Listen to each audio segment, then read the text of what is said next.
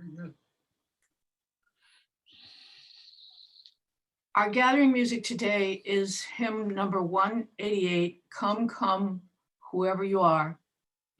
Please mute yourself and sing along if you'd like to, but our good friend Martina Miller is going to sing for us.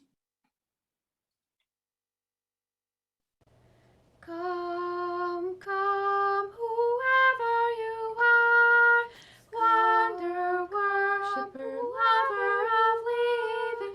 Ours is no caravan of despair. Come, Catholic and come, despair. Come, come, whoever you are, wonder, worshiper, lover of living. Ours is no caravan of despair. Ours is no Catholic and come, despair. Come, come, whoever you are, wonder, worshiper, lover of living. Ours is no caravan of despair. Ours is no Catholic and come, despair. Come, come, whoever you are, wonder, worshiper, lover of living. Ours is no caravan of despair. Ours is no Catholic and come, despair. Come, come, whoever you are, wonder, worshiper, lover of living. Ours is no caravan of despair. Ours is no Catholic and come, despair. Come, yet again come.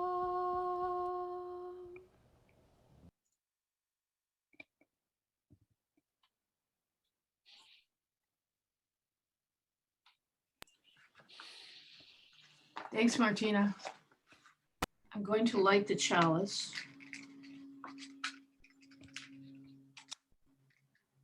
We light this chalice as a symbol of our faith. May its light remind us of the light inside each one of us, and may it guide us to live by our 8 principles.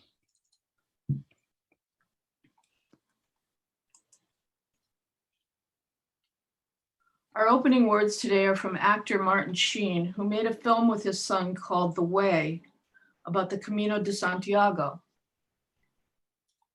He noted, the experience along the Camino is so universal, with pilgrims discovering that they are, just by virtue of their broken humanity, loved. And that realization changes lives and relationships. The philosopher Teilhard de Chardin says that when we discover we are loved, we discover fire for the second time. It's that fire that we warm and enlighten each other with. And that's what this pilgrimage is about. It's discovering that you're loved in spite of all your problems and your brokenness and darkness. You discover your love, and that's the whole point of community. Would you please join me in repeating the covenant, but please stay muted. Love is the spirit of this congregation, and service is its prayer. This is our great covenant, to dwell together in peace, to seek the truth in love, and to help one another. The Camino de Santiago, the Way of St. James, was first established in the early 9th century as a Christian pilgrimage to the Cathedral of Santiago de Compostela in northwest Spain, where it was believed that relics of the Apostle St. James were enshrined. For the next 6 centuries, it was considered one of the 3 most important Christian pilgrimages, along with Jerusalem and Rome. From the 18th into the 20th century, however, the pilgrimages were not as frequent, but the Camino's popularity was revived in 1957 by the Spanish government. And then in the 1990s, it once again reached the popularity of the Middle Ages. Each year, hundreds of thousands of people, including our 2 guests, walk one of 3 major Caminos that lead to Compostela in Galicia, Spain. In the fall of 2019, both Roseann Evans and John Kotula did the pilgrimage. Roseann from Portugal along the coast, and John with wife Deb Drew from Saint-Jean-Pied-du-Port, France. Roseann was a professor of architecture at Roger Williams University. John was a school psychologist and in their retirement, they both have turned to their love of visual art, especially painting. Today, we will have discoveries and spiritual experiences along the Camino de Santiago, and Roseann Evans will lead us off.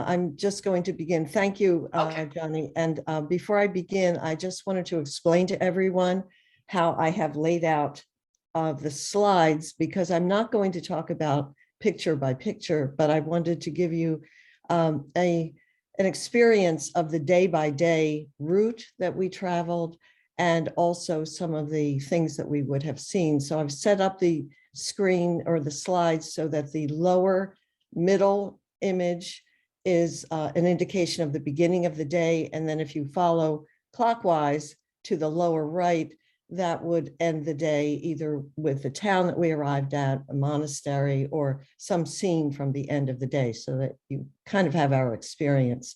The route is from the Google Maps, and I just wanted to point out that the Google Maps was not following the Camino, but I chose the route that most clearly would show you where we were walking. And in this case, it was a coastal route. The timing is always wrong, because we would actually begin the day about 8:30 and not end the day until, let's say, later afternoon.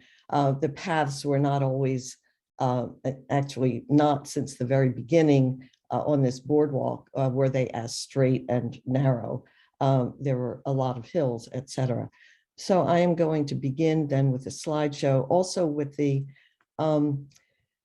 apology to begin with, to say that I do not speak either Spanish or Portuguese, so my pronunciation of the towns and places is probably going to be pretty bad and not correct.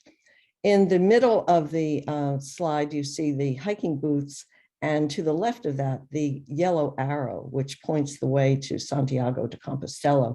This path was clearly marked and easy to follow. There were an occasional spots of confusion, but there were always locals along the way who would sort of wave us on and say, no, you've gone the wrong way, and point us in the right direction. To the right, you see the route from Porto to Santiago. That's about 157 miles. We walked about 120 of that. There were two spots, one where we took a ferry from Portugal into Spain, and another spot where we traveled a particularly meaningful water route, which followed the legend of how the bones of St. James got to the town of Padrón. At the lower part, you see this phrase: remember that every step of every stage, the stage being the day's walk, is an encounter with yourself. That was given to me on a card at the very beginning of the trip, and I thought it was a lovely phrase, but I did not really feel, a particular connection with that. But as you will see as we go along and as I talk about it, that the walk, the Camino, actually made me very much understand what that meant. You see us starting off as a group of 16 people, and we never really walked as a group other than this start off point. Everyone walked at their own pace, and most of this 120-mile journey was walking with your own thoughts and reflections. I do want to say that I made this walk with my daughter and daughter-in-law, and it was so meaningful to me that they had agreed to accompany me on this journey and shared this experience with me. So why did I want to do this? I did not want to do it for religious reasons. I am not a Catholic, and I was not following the path to visit the bones of St. James. But I have always been curious and fascinated by the people whose faith and belief in something outside of themselves was so powerful that it led them to undertake for them a long and treacherous journey to an unknown place. And as Johnny said, from the 9th century, millions of people walked from their villages to the shrine of St. James, creating these paths or ways to Santiago. And I wanted to touch these people in some way by treading the same path that some of them created, as well as to get to see and understand the lives of the centuries later, their centuries later descendants who now live in the towns that were settled along the path. And in addition to the human connection, I wanted to experience the nature and landscape along the journey. I wanted to see and feel with my feet as sand turned into hills and hills into farms, farms into towns, and so on as the path stretched on for 100 miles. So by the middle of the trip, I began to understand the notion of this encounter with yourself, the message from the first day's card. It was an amazing feeling to have days stretch out when the only thing you're responsible for doing is to put one foot in front of the other. You're not answering phones, you have no appointments, your head is free of everything but the walking and the experience of what is around you.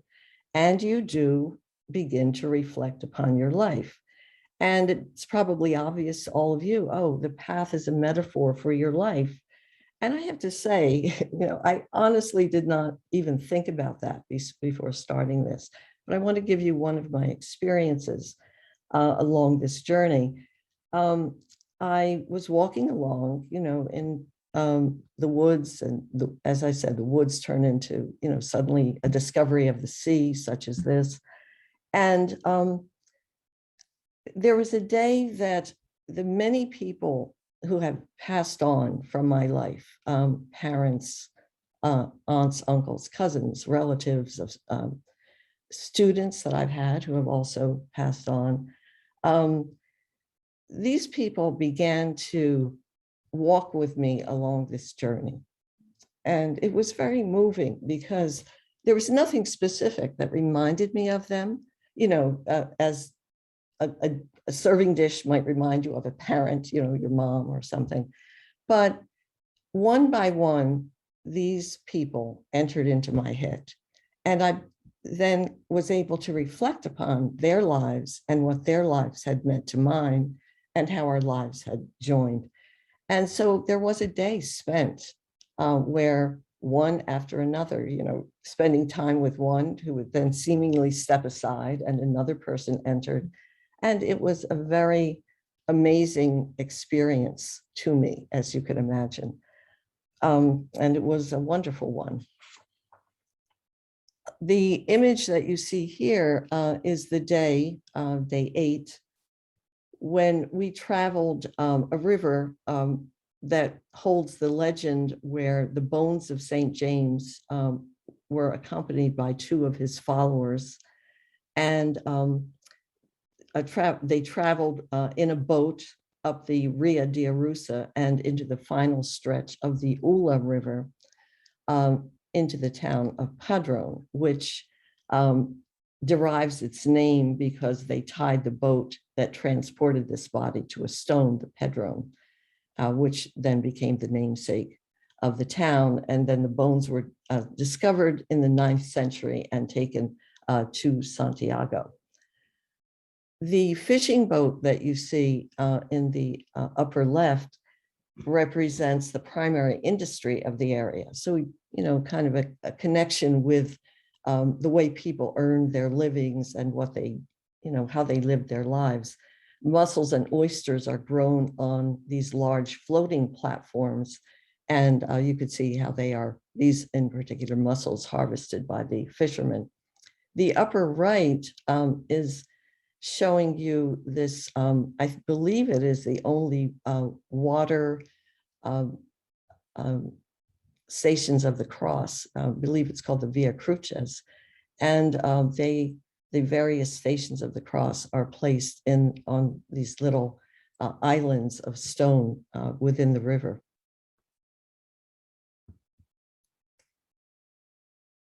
We head to the town of Miladuaro, which is the closest to Santiago, from where we will walk the final leg of our journey into the town of Santiago. So you see us for the last time, or for the first time, I should say, walking as a group. And it was kind of wonderful to actually join together. We had spent our time together, mostly in the evenings over dinner and before dinner, talking about our shared route, but also our own experiences along that. And then on this final day, we walked from Miladuaro to Santiago. It was rainy and misty, as you could see, and as we walk, we're seeing the spires of the cathedral, and then arriving in the Cathedral of Santiago, or in the plaza. We did not have Mass within the cathedral because it was being readied for a Jubilee year. The Jubilee occurs whenever the day of Santiago falls on a Sunday, and that dates back to the 15th century. Millions more pilgrims were expected that year, and probably it did not happen due to COVID. We did go to a different cathedral to hear the Mass, but the final experience was that we got to see the Portal of Glory. These images are taken from the internet. We never saw into the portal. The doors were closed. But I think that this was one of the most moving experiences to me, this final one, because as you see in these sculptures, these images were so amazing and overwhelming for their beauty. And each of these sculptures had such a power that you could really feel the spirits embodied in them of all of the people who had created them, those who quarried the stone, carved them, painted them, and even those who had recently restored them. They had all left some of their own spirits embodied in the figures, and seeing them made me realize that the path that I had just followed had also left its spirit in me. I'll leave you with those images, and thank you so much. And we'll have John present his trip, his pilgrimage. So one of the advantages of going second is that I got to hear what Rosanna had to say. And it reminded me that something you hear all the time on the Camino is that everybody walks their own Camino, which is a way of saying there's no right way to do it, there's no wrong way to do it. Whatever your experience is your experience. So this picture was taken on August 26, 2019, and it's Saint John Pied de Porto in France. And if you see that peak sort of to the right of center, if I'm right, that was our destination for our first day of walking.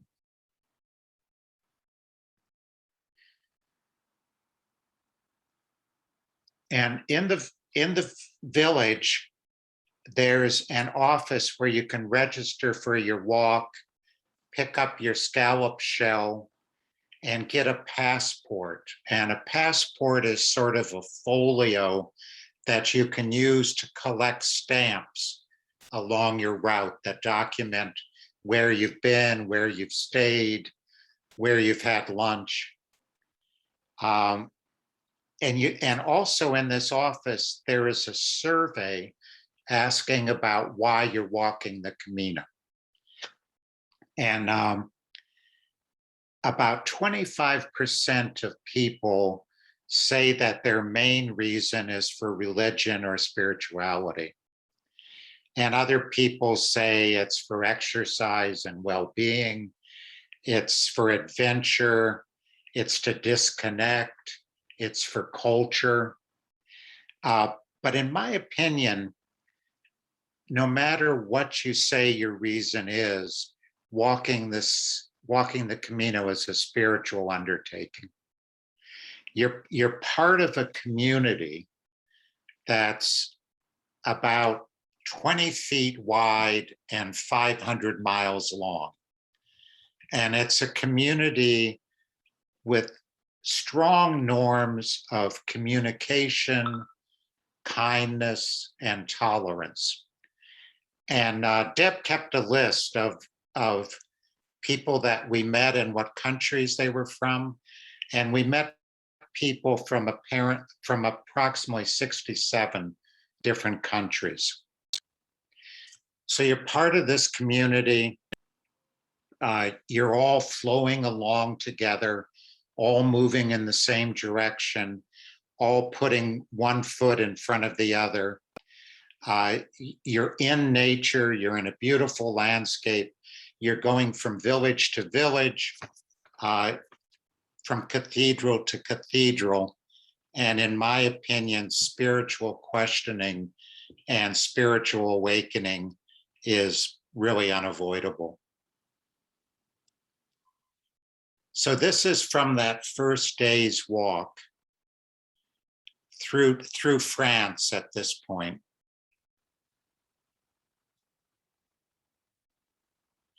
And it was, given my level of fitness, it was the hardest thing I had ever done. I've done harder things this first day walk, but I was more fit.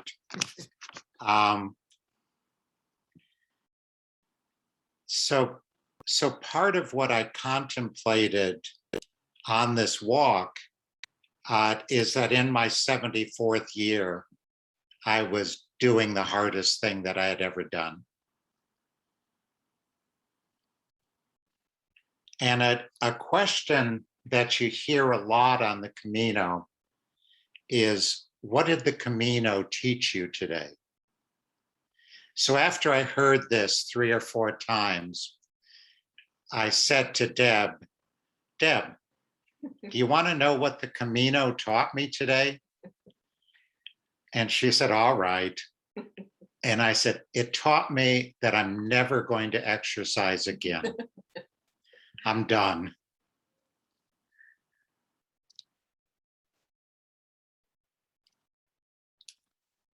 So I'm an artist, and I pay a lot of attention to art.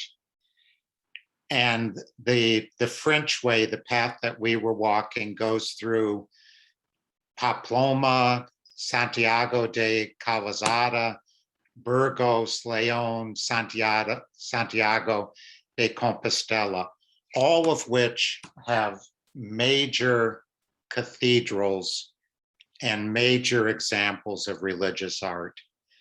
So it was a special treat to just be saturated in this art. And I just wanted to quickly show you some examples that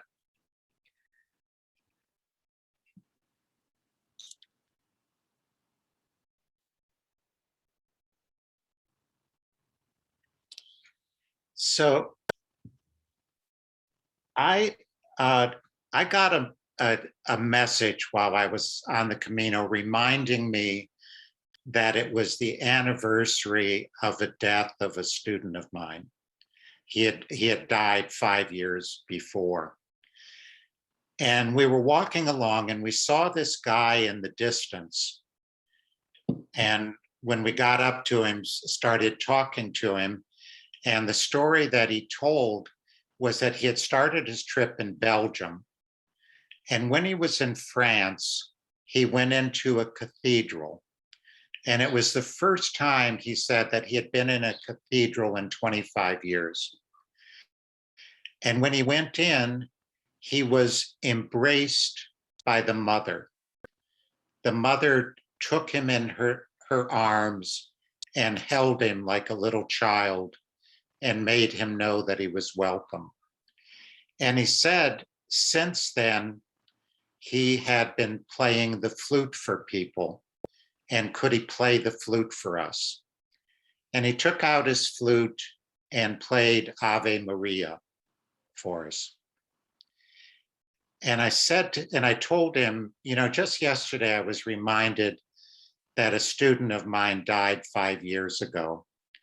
And I want you to know that I'm receiving your song for that student.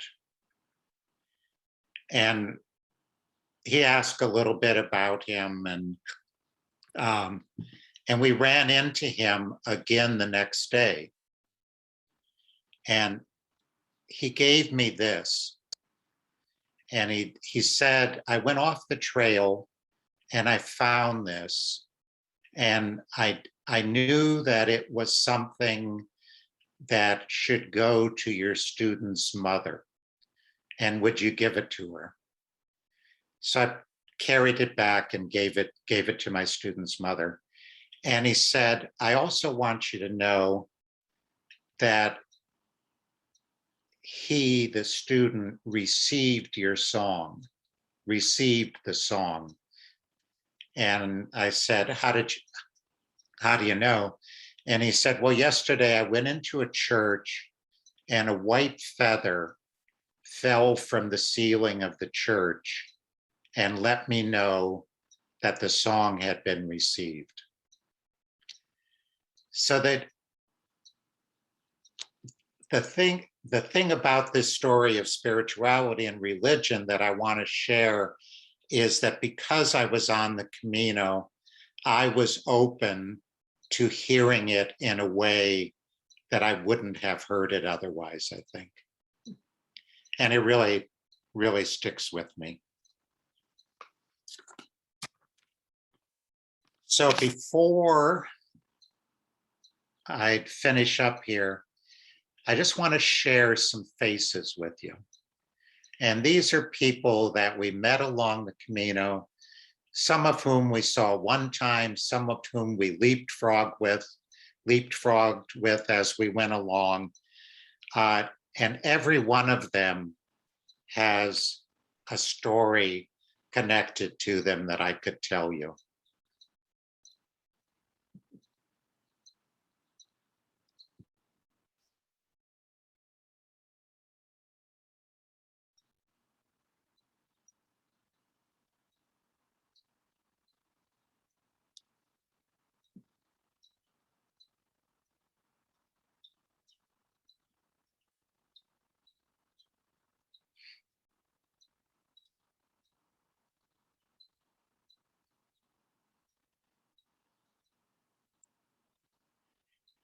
So this is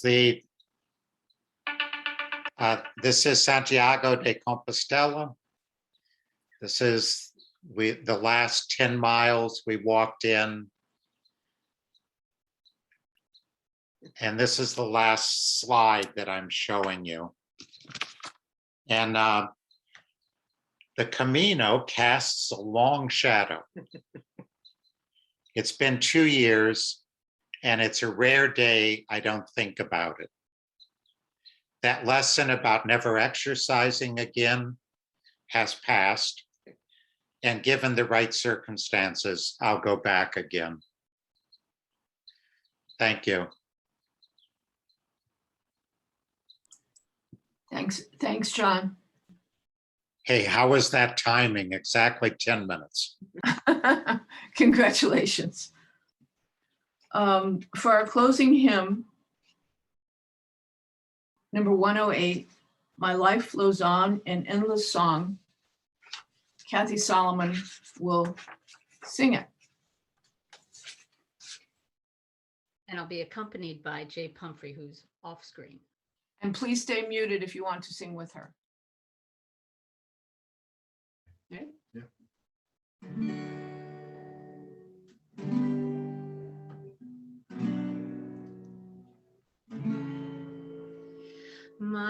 life flows on in endless song above earth's lamentation.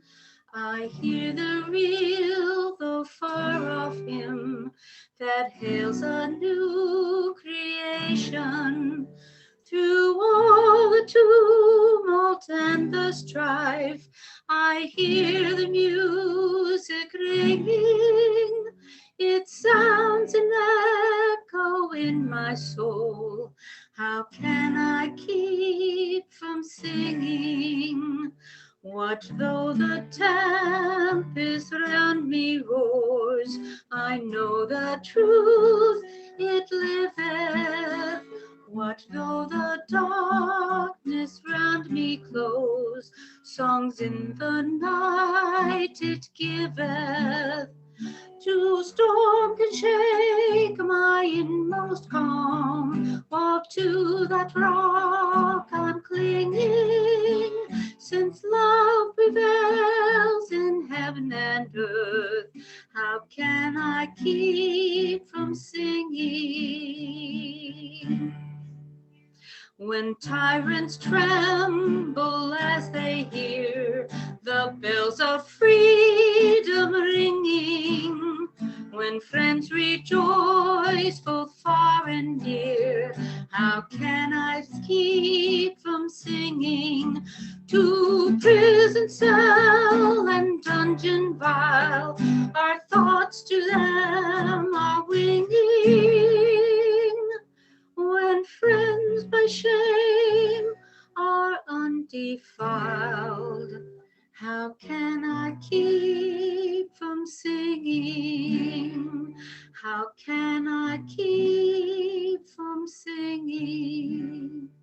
How can I keep from singing?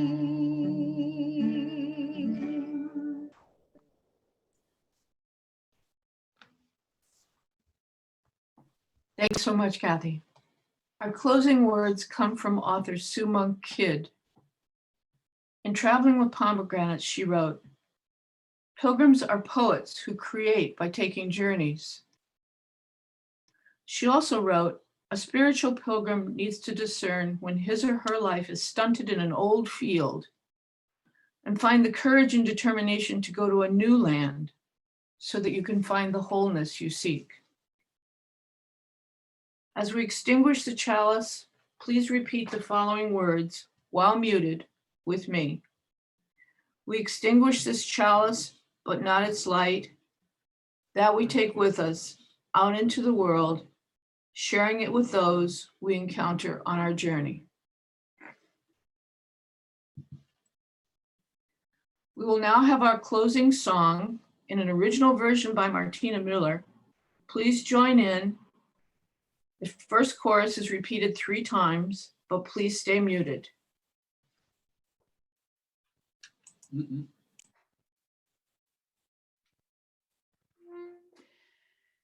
Carry the flame of peace and love until we meet again. Carry the flame of peace and love until we meet again. Carry the flame of peace and love until we meet again.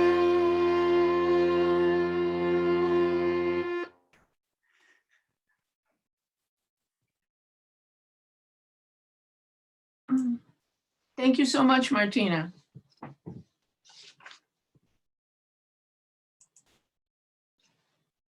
Please stay with us on this same link for the Zoom coffee hour, quote unquote. You have to provide your own coffee. And Roseann and John will be available for questions and answers.